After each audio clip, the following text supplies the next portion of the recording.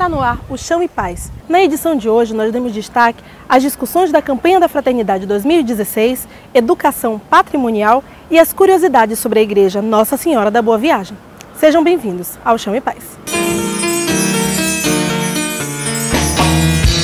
Você sabe o que é educação patrimonial? O especialista Hermano Queiroz, diretor do IPAC, explica. Para esclarecer esse assunto, é importante falar sobre o conceito de educação patrimonial. Quando a gente pensa nessa expressão, a gente quer dizer o que especificamente? Então, quando se fala em preservação do patrimônio cultural, se vem logo a ideia sobre os instrumentos que protegem esse patrimônio. Porque foi necessário criar instrumentos de proteção do patrimônio cultural, porque espontaneamente as pessoas, nem todo mundo, está disposto, na verdade, a manter traços originais, traços tradicionais da cultura, né? Então criaram-se instrumentos. O primeiro instrumento criado foi o tombamento, que foi em 1937, com o Decreto-Lei 25, e que é o instrumento mais conhecido, mas há outros, como o registro, que cuida do patrimônio imaterial, os inventários, e em realidade a educação patrimonial hoje vem sendo reconhecida como um dos mais eficazes instrumentos de proteção do patrimônio cultural. Isso por quê? Porque o campo do patrimônio é um campo de conflito, né? Existe em realidade, e por que é ainda mais um campo de conflito? Porque os efeitos da aplicação dos instrumentos de proteção chegam em realidade a restringir certos direitos.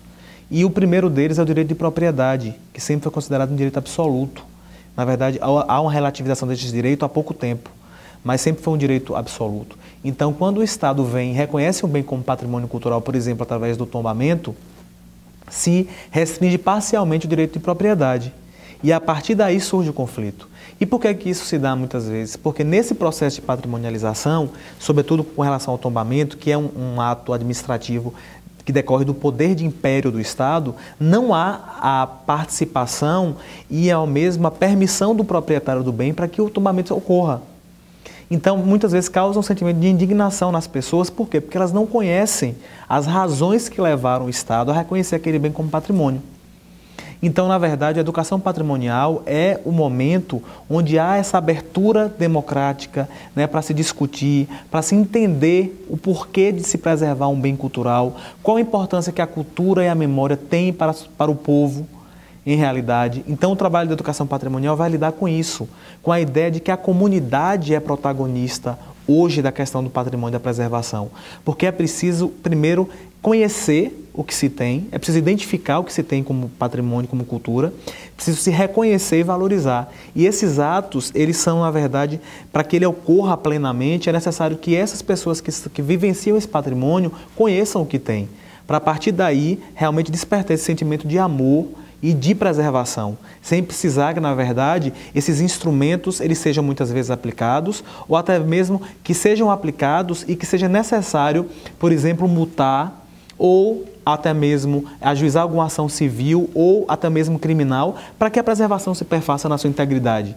Porque quando há educação patrimonial, há esse despertar de consciência para valorizar de forma espontânea, porque você vai valorizar não porque você é obrigado pelo Estado, porque é a aplicação de um instrumento, mas porque de fato você ama e reconhece esse valor e espontaneamente quer preservar.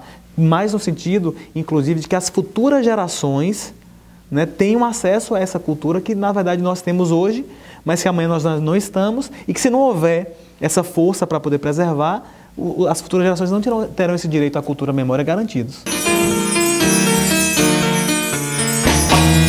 A campanha da Fraternidade deste ano reflete sobre saneamento básico. Ela reúne diversos representantes de outras igrejas.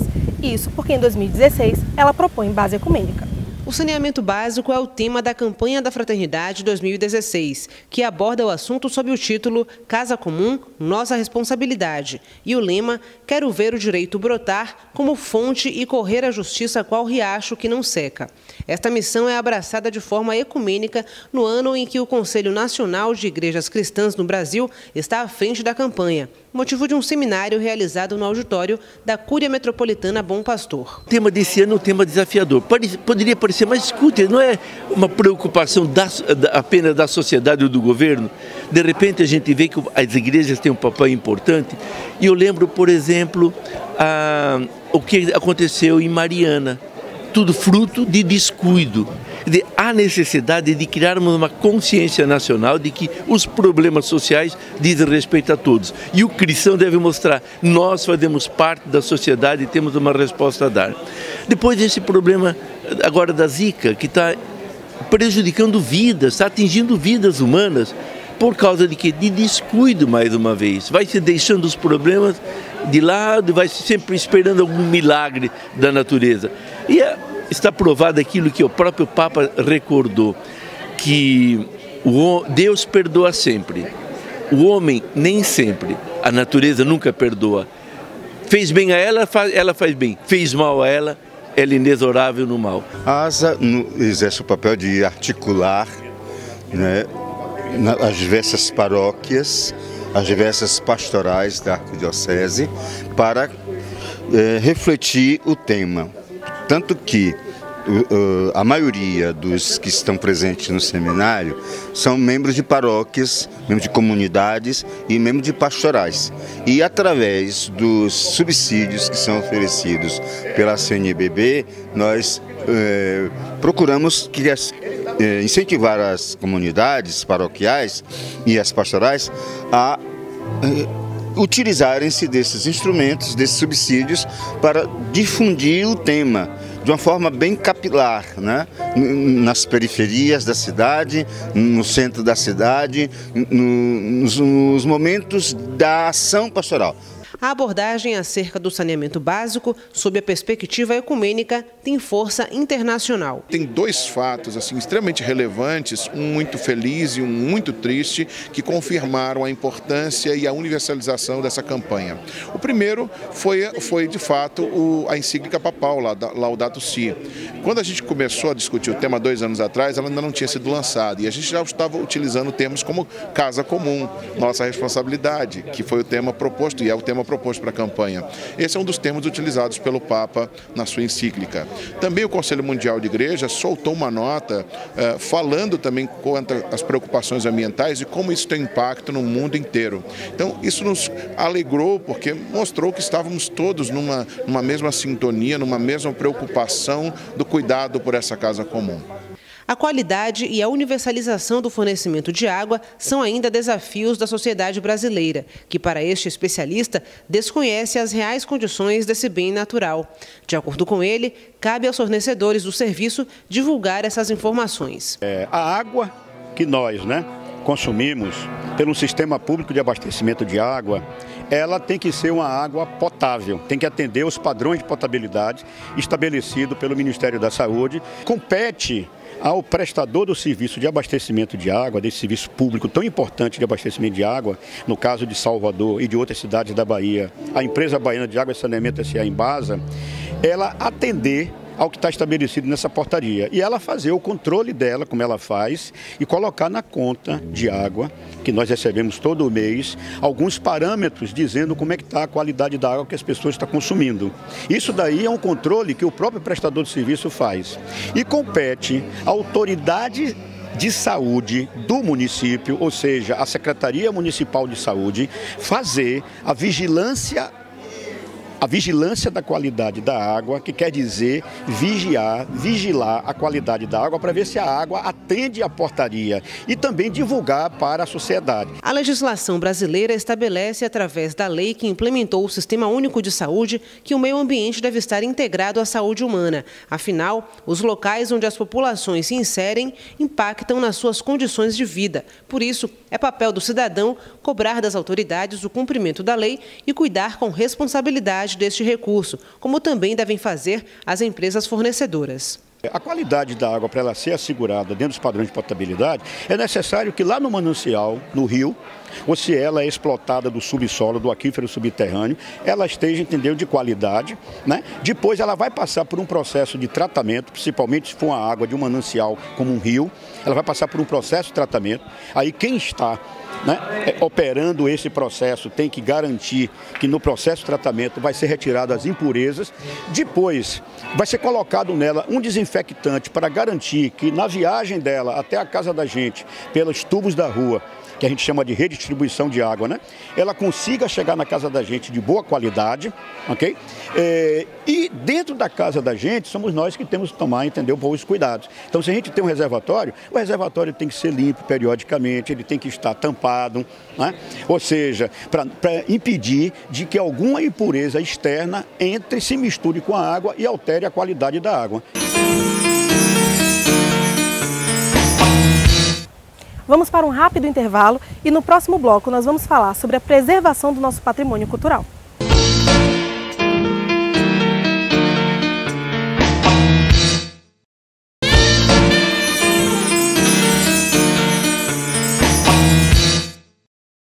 É papel do IPAC fomentar a conscientização de tudo aquilo que faz parte do patrimônio cultural.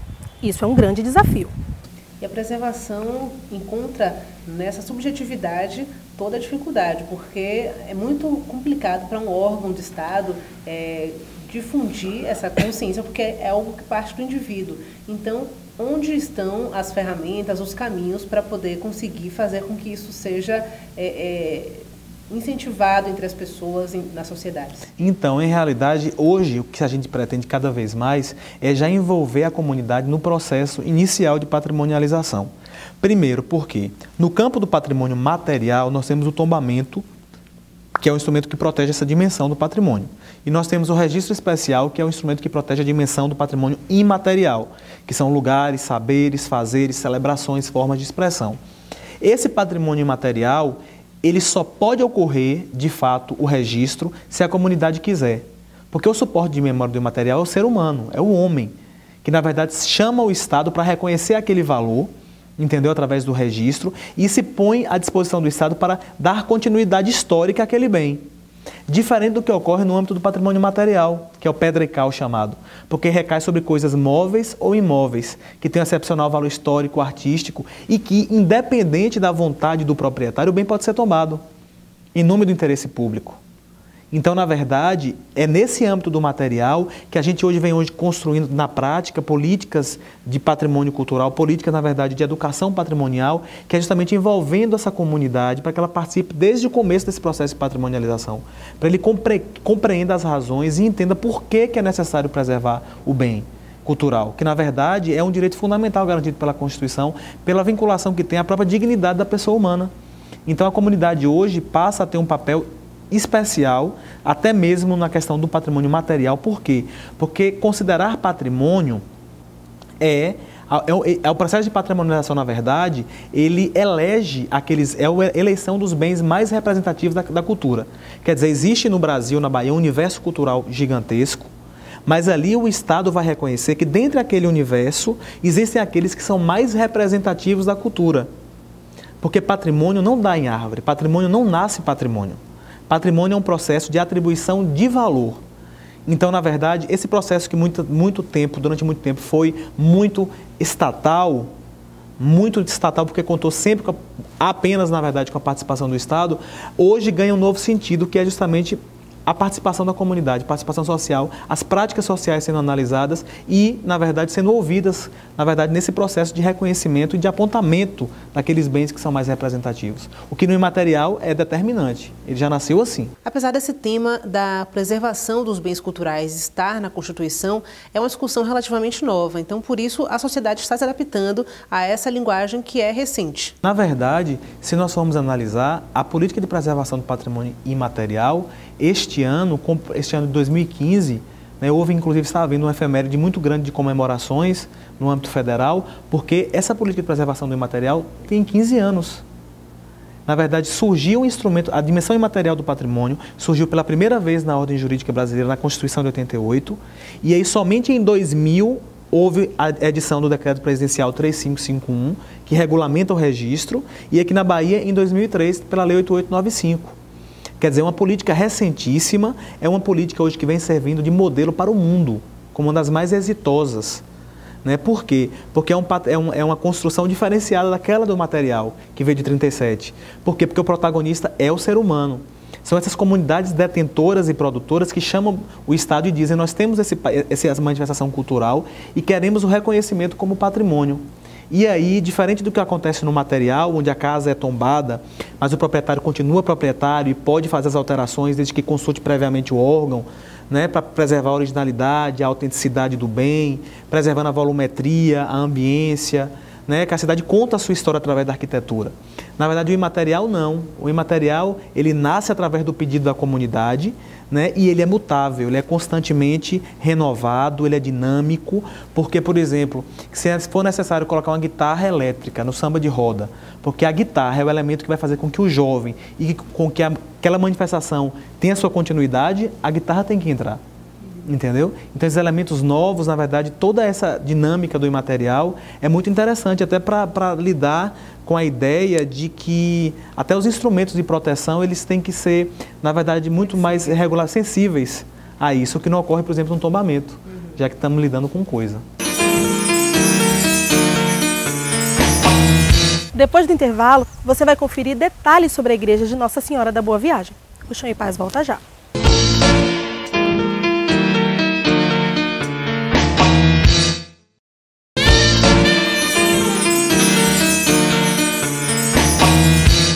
Salvador tem uma grande diversidade cultural em suas igrejas e espaços religiosos. Manter a integridade das peças que estão nesses locais é um trabalho permanente de parceria entre a Arquidiocese e o IPAC. Nós sabemos que o IPAC também trabalha no sentido de preservar e restaurar peças ligadas ao ambiente religioso.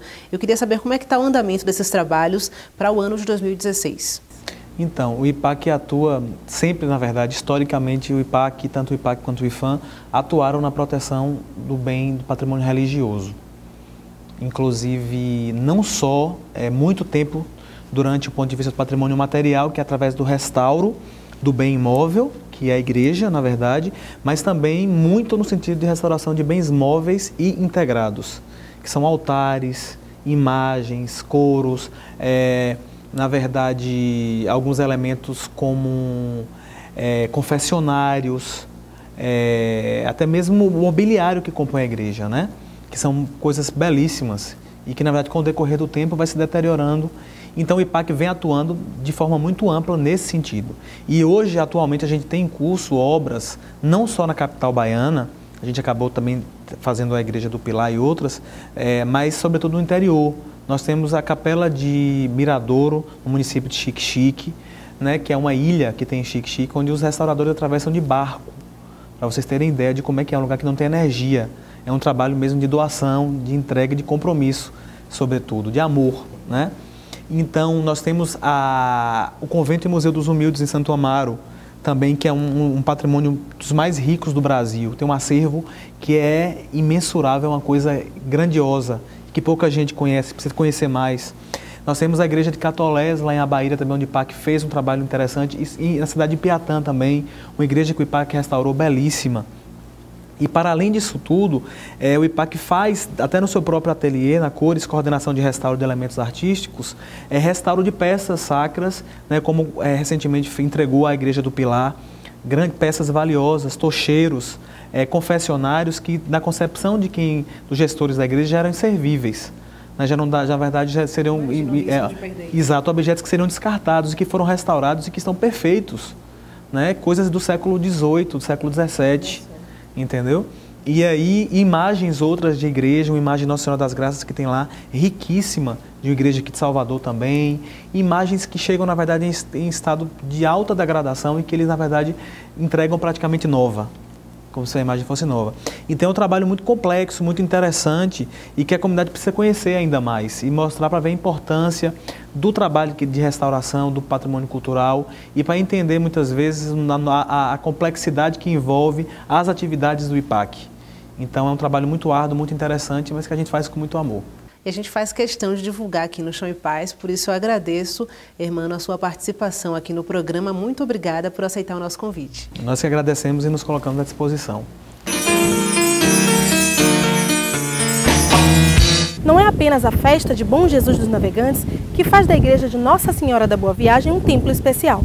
As devoções ali mantidas têm um significado forte para a comunidade. Tombada pelo Instituto do Patrimônio Histórico e Artístico Nacional, a Igreja de Nossa Senhora da Boa Viagem acolhe tradições que renovam a fé não apenas dos paroquianos, mas de todos os devotos da padroeira, que tem sua imagem logo acima do sacrário no altar-mor, revitalizado pela última vez em 2007. Ali também ficam as imagens de Bom Jesus dos Navegantes, Santo Antônio e São Francisco de Assis. Os azulejos laterais contam a história que fez nascer a devoção.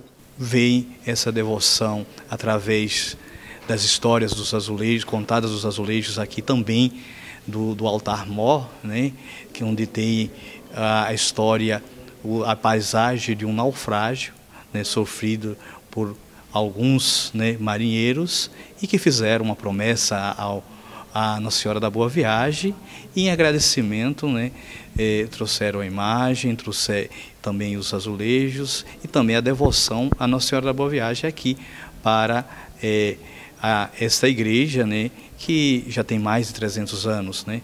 O término da construção é de 1712, né? Então é uma igreja que tem mais de 300 anos, onde aqui a parte dos azulejos mais intactos estão aqui contando essa bela história de amor, de devoção à Nossa Senhora da Boa Viagem.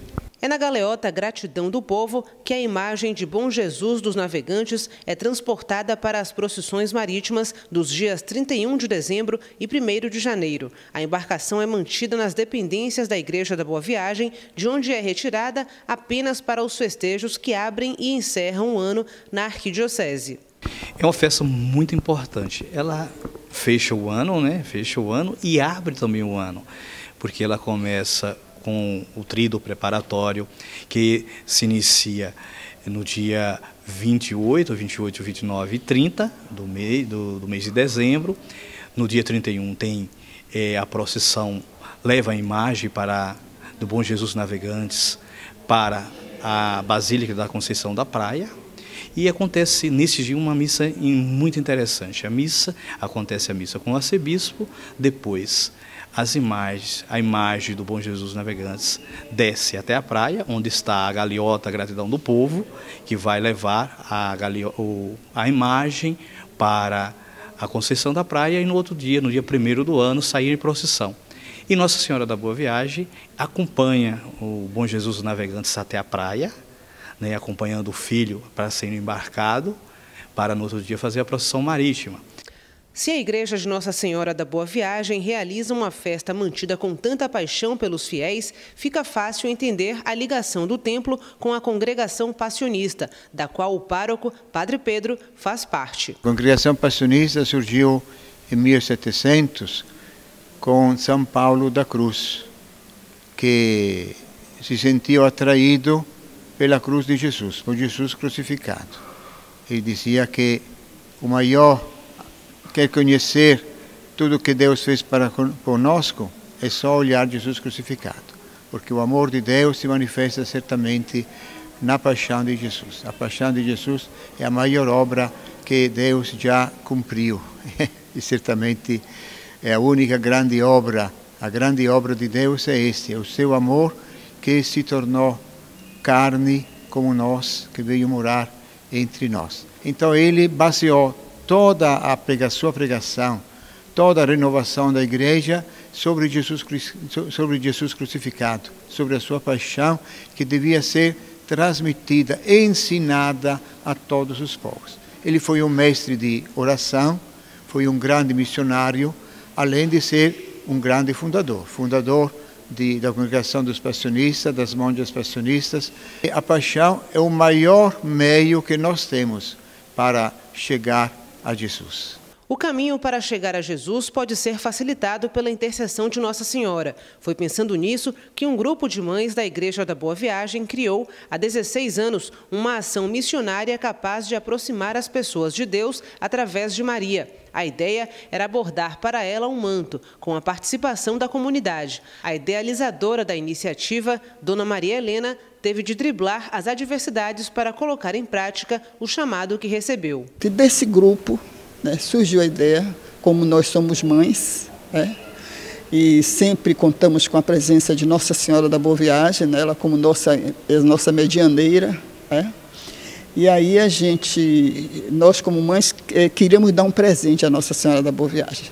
Vamos dar um manto à Nossa Senhora, um manto bordado por nós mesmas. Mas como bordar? E a habilidade? Nem todo mundo tem. Foi assim, uma celeuma, uma confusão danada. Aí eu desisti, porque eu via mesmo que não tinha condição de fazer esse manto. Porque ainda dizia, não, a gente faz um bingo, a gente faz uma feira, a gente arranja dinheiro, manda fazer o manto e pronto. Você não quer dar esse presente, a gente vai dar dessa forma assim. Mas só que não era isso que eu queria. Eu queria dar um presente assim, com as nossas mãos, né? E na noite que ia viajar, eu tive um sonho, que eu estava ali no Maitá, aqui, e eu via uma criança entrando na igrejinha, correndo, né? E eu via que a igreja estava escura. Aí eu perguntava à menina assim, o que é que você vai fazer aí dentro? Está escura essa sala, não sei o quê. Aí ela disse assim, não, aí tem uma porção de mães que estão bordando o manto de Nossa Senhora. Quando voltei de minha viagem, nós começamos a fazer o manto, né? 450 pessoas fizeram o manto, bordaram esse manto. 450 mães, a maioria mulheres. Uma mãe em especial marcou Dona Maria Helena, que recebeu na véspera de finalizar a confecção do manto uma ligação. Ali uma pessoa chorando. E eu perguntava o que era. É Dona Maria Helena, Dona Maria Helena, a senhora não me conhece não, mas estou sabendo de história de um manto que está acontecendo aí, que muitas bênçãos estão sendo derramadas aí. Eu estou com meu filho preso nas drogas, eu estou assim muito desesperada, Dona Helena, por favor, por que você não vem colocar uma florzinha, que é a última que tem aqui? Aí ela diz assim, Dona Helena, mas eu não posso ir na sua casa, eu não posso. Dona Helena, eu sou uma prostituta. Eu estou ligando para a senhora de uma casa fria. A senhora entendeu porque que eu digo que eu não sou digna de tocar nesse manto? Não me interessa quem você seja. Eu estou falando com uma mãe desesperada. E foi essa a última flor que foi bordada no manto milagroso, no qual os fiéis depositam suas preces com nomes de entes queridos, filhos e amigos, e recebem orações conduzidas pelas guardiãs do manto de Nossa Senhora. Quando eu fechei o manto, e vi aquela beleza, parece que ficou mais rico. Eu digo, meu Deus, isso é coisa de Deus. Quem era que andava perto de Jesus eram as prostitutas. Tinha que ter uma pessoa desse porte ali. Este vai ser um manto missionário que vai continuar por aí visitando as famílias e fazendo acontecendo. Essa é a minha grande alegria que eu tenho dentro da Igreja da Boa Viagem, né? O Chão em Paz fica por aqui. Obrigada pela sua companhia nessa edição, gravada diretamente na Casa dos Jesuítas, na Barra. Para falar com a equipe do Chão em Paz, você manda um e-mail para chãoepaz@arquidiocesesalvador.org.br. E para rever essa e outras edições do programa, você pode acessar o portal www.arquidiocesesalvador.org.br. Fique com Deus e até o próximo Chão em Paz.